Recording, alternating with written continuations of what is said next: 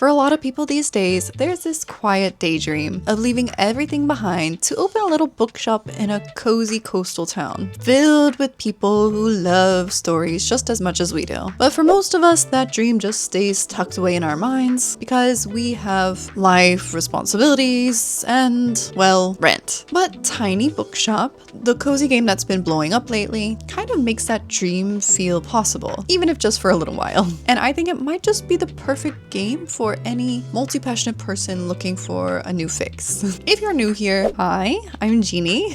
On this channel, I like to talk about what it means to be a multi-passionate person, also called a multi-potentialite, a scanner, a renaissance soul, a polymath, a generalist. That means that you have a lot of interests, you love to learn new things, try out different paths, and express yourself in more than one way. You don't fit into a narrow box. You struggle to commit to a single pursuit at any time. So when I found this game, Tiny Bookshop, I immediately knew it was going to be something special. The cozy game genre, games that are about moving away to some island or the countryside and rebuilding your life, doing things like farming and trading and fishing, are resonating with people so much right now. And it's not just the warm aesthetics and good vibes. It's the feeling of being part of a cohesive community. We're all craving more meaningful connection with others, more intentional slowness, and cozy games like Tiny Bookshop give us a gentle way to tap back into that. So in the game, you run a little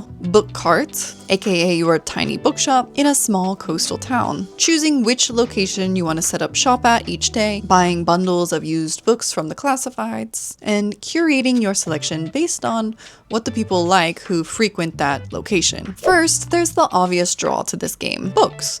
And lots of them.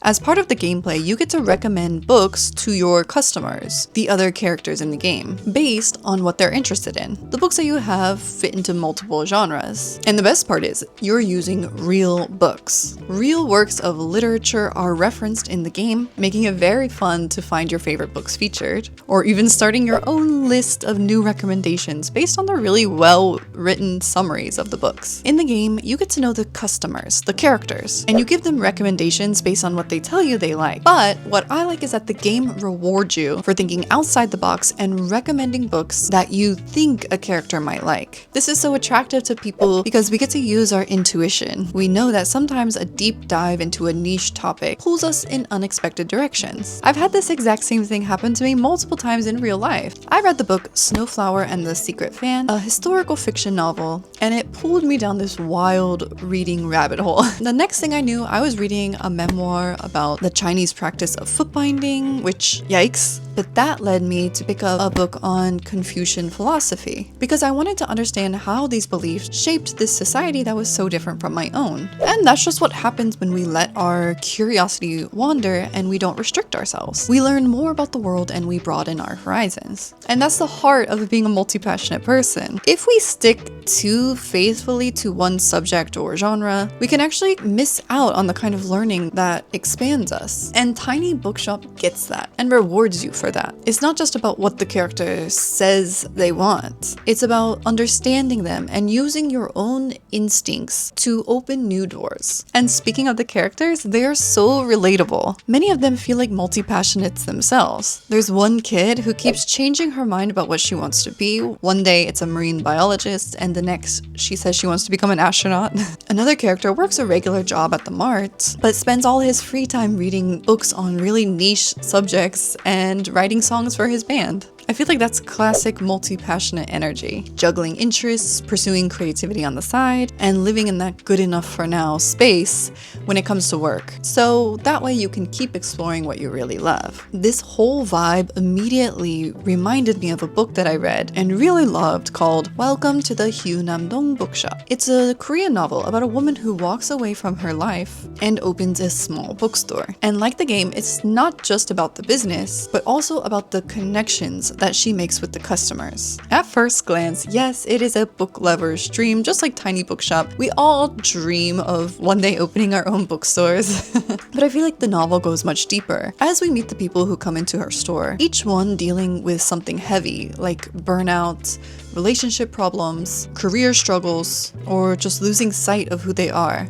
We start to see the bookstore as more than just a shop. It becomes a soft landing place for people who've been trying to squeeze into roles they were never meant to play. There's one chapter in the book where the main character recommends one of her favorite books to a hesitant customer, and later that customer returns, saying that the book helped her to better understand her son. Just like in Tiny Bookshop, these little exchanges show how powerful stories can be. And it's not just about finding the right book, it's about finding yourself. And that's why both the game and the book are so meaningful for people. They show that we don't have to fit into one tiny category. Sometimes all we need is a space, real or fictional, where we can feel seen, safe, and open to discovering who we really are. For a lot of us multi-passionates, opening a bookstore in a sleepy coastal town might never happen, sadly, but games like Tiny Bookshop let us live that dream in a soft, meaningful way. They remind us that variety, curiosity, and connection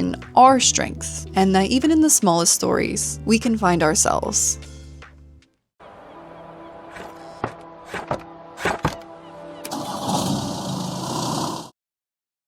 Alright guys, thank you so much for watching. If you can tell, I just recently picked up this game and I just got inspired to make this video. As you know, that's just what us multi-passionates have to do. We have to ride the wave of passion. I haven't really been uploading videos these days because I just have this pool of videos already made that I just need to edit, and I just keep overthinking things and thinking like I'll come back to them later, and then I overthink them and I'm like, maybe I should refilm it, maybe I should redo this. I'm kind of driving myself crazy. So I am really sorry if you requested a video and I told you that I'm gonna make it and then I haven't released it yet. I have it and I will release it, I promise. I'm not giving up.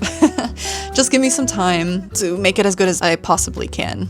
It's one thing when you have a video that someone requested and they're expecting something, whereas with this video, nobody requested it and nobody's expecting anything. So I was able to just make it pretty easily. I'm really sorry about that, but I promise I'm gonna put out more videos. Thank you guys, as always, for subscribing and liking and commenting and giving me the motivation to keep going. Thank you to all those who reach out to me via email or other ways. I really appreciate it, and I can't wait to hear from you. Anyways, thank you for watching, and I'll see you in the next one. Bye!